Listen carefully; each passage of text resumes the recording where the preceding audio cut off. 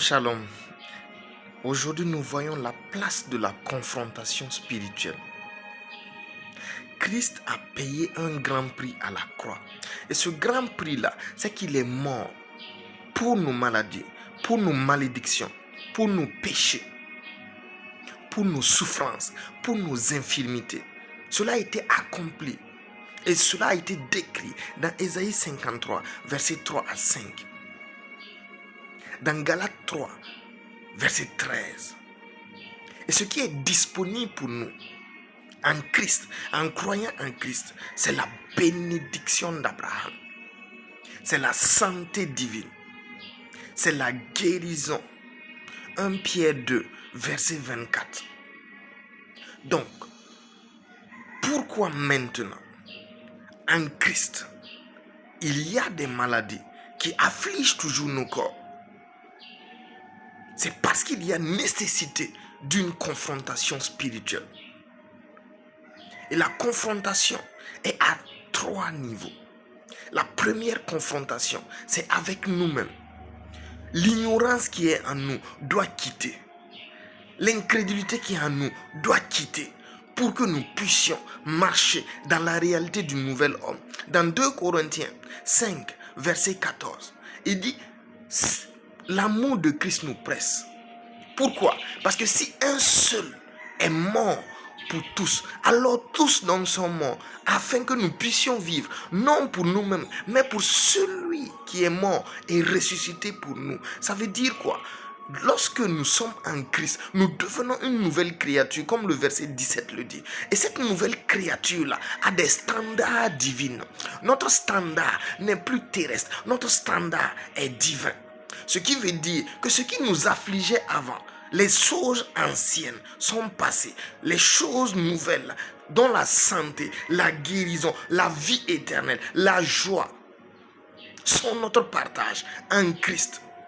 Mais on se rend compte qu'il y a de l'ignorance, qu'il y a de l'incrédulité, qui fait que nous ne nous approprions pas totalement la parole du Christ.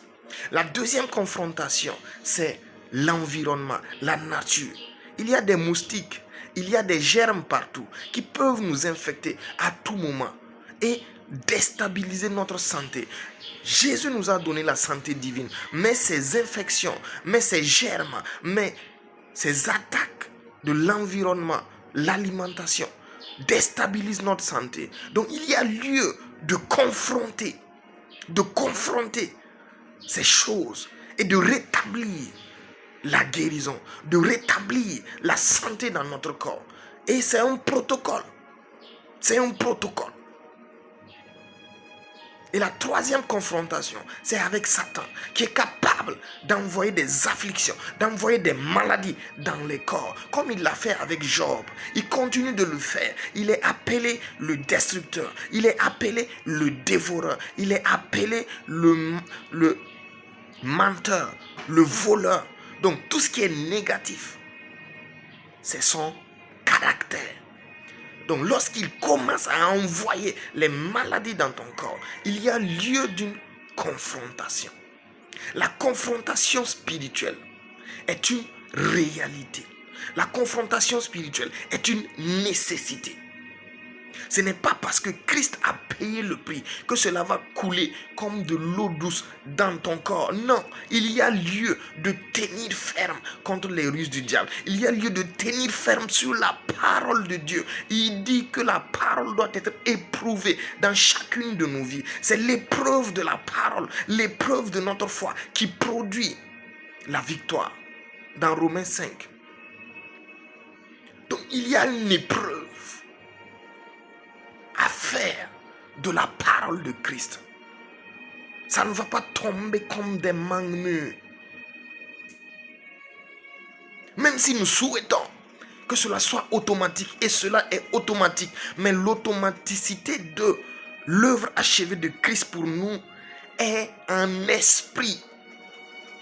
Pour qu'elle se manifeste sur le plan naturel, il y a une confrontation avec les forces déjà citées. Comment toi et moi, nous allons confronter ces choses et avoir la victoire. 3 étapes. D'abord, la colère spirituelle. Quand tu vois que ce qui t'appartient, tu décides et tu dis maintenant, ça n'est assez. Christ m'a donné la santé. Je refuse la maladie. Tu te mets en colère. Tu te mets en colère contre les œuvres du diable dans ta vie. Tu es un chrétien. Christ a porté tes maladies. Tu le proclames par ces meurtres. Je suis guéri. Et si je suis guéri, aujourd'hui, ça n'est assez. Maladie, quitte mon corps. Donc, il y a la colère. Il faut que tu te positionnes. Tu te positionnes spirituellement. Et que tu dises dans quel camp tu es. Mais avant de pouvoir atteindre cette étape, tu dois méditer la parole de guérison. Tu dois méditer la parole de la croix. Tu vas voir cela dans Matthieu 27, versets 27 à 30. Dans Marc 15, versets 19 à 20. Christ a vraiment payé le prix. Afin que toi et moi, nous ne payions plus le prix. Nous n'avons plus le droit de payer ce prix qu'il a payé. Non, il l'a fait. Maintenant, nous nous tenons dessus et nous proclamons ce qu'il a fait. Et les résultats de ce qu'il a fait. Si c'est la santé, nous voulons voir. Nous proclamons la santé. C'est la bénédiction. Nous proclamons la bénédiction. Si c'est la guérison, nous proclamons la guérison. Si c'est la richesse, nous proclamons la richesse. Jusqu'à ce que nous voyons cela s'accomplir. Donc, la méditation de l'œuvre achevée de Christ va nous permettre de nous tenir fermes, de nous positionner pour nous accaparer de ce qui nous appartient. La deuxième chose, après la colère spirituelle, c'est la détermination, c'est la résolution. Donc lorsque tu vas méditer la parole de Dieu, tu vas arriver à un point où la parole te demande même d'être exprimée. Ça veut dire qu'elle sera tellement remplie dans ton cœur qu'elle va te demander, il faut que tu confrontes cette situation. Donc le fait d'avoir une maladie dans son corps n'est pas le problème. Le problème, c'est de demeurer avec cette maladie et de tolérer cette maladie malgré l'œuvre de la croix dans ta vie. Mon frère, ma soeur, malgré l'œuvre de la croix dans notre vie, le problème, c'est de tolérer la maladie. Le problème, c'est de tolérer la maladie. Le problème, c'est d'accepter la maladie malgré que Christ est dans notre vie. Donc, d'accepter la pauvreté malgré que Christ est dans notre vie. C'est d'accepter le manque, l'ignorance malgré que Christ est dans notre vie. Cela est passé. Ce sont des choses anciennes. Donc, nous nous positionnons et nous déclarons. Nous sommes déterminés et nous disons ce que Christ a fait jusqu'à ce que nous voyons cela s'accomplir. La détermination. Il dit, à tes résolutions répondra le succès. Sur ton sentier brillera la lumière. Il dit, le sentier de juste dans Proverbe 4, verset 18 est un chemin dont la lumière croît de gloire en gloire jusqu'au milieu du jour. Ça veut dire au fur et à mesure que tu proclames, tu disponibilises la puissance de Dieu. Au fur et à mesure que tu proclames, que tu restes déterminé, tu donnes position aux anges pour agir dans ta vie. La troisième, dans la confrontation, c'est la persévérance. Tu arrives au point où tu dis comme la reine Esther, si je meurs, je vais mourir. Sinon, la parole de Dieu doit s'expérimenter dans ma vie. C'est le dernier niveau de la confrontation. Lorsque tu décides de dire, même si mort s'ensuit, cette parole doit être une évidence dans ma vie. Et c'est en ce moment que tu as atteint le dernier grade de l'expérimentation, où tu es capable de dire, je mets ma vie sur l'autel. Il dit dans Romains 12, offrez vos corps comme un sacrifice vivant, agréable à Dieu. Tu décides que la parole de guérison doit se manifester dans ta vie. Tu décides que la parole de prospérité, tu ne comptes que sur ça.